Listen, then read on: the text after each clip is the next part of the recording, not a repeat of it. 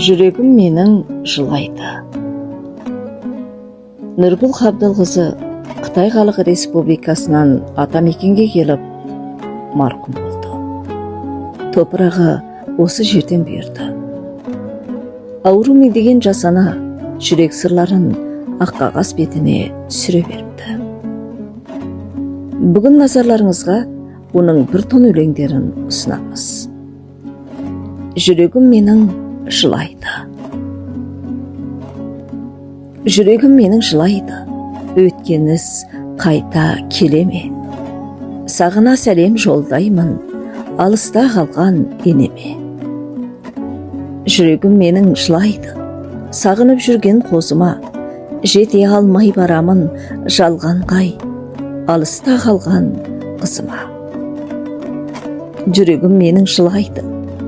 Қалам алса қолыма, төктірмеді-ау қу тағдыр мейірімді ұлыма. Жүрегім менің жылайды, ауру батып жаныма, көз ілмей талай сартаңға отырған жүдеу жарыма.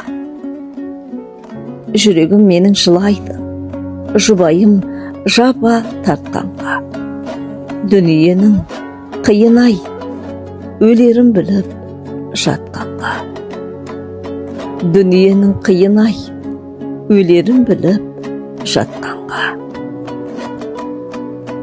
Балапаным, балапаным бөбегім, былдырлаған тіліңнен, әкесінен аумаған айналайын түріңнен. Қос қанатым бөбегім, сендерді ойлап жүдедім. Қоштасуға қиялмай, сыздады менің жүрегім. Өмір.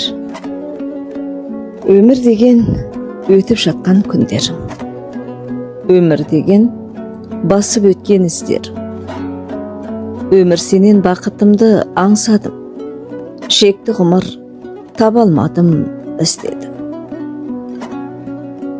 Өмір шіркін өте шығар ағылып, тірлігінде бәрін сағынып. Мен жатырмын, үмітімде зәре жоқ, қатал тағдыр жан дүниеме шағылып. Өмір деген пенде үшін шекті ғой, жүрегіме бір ауыр мұң шөкті ғой. Амалым не?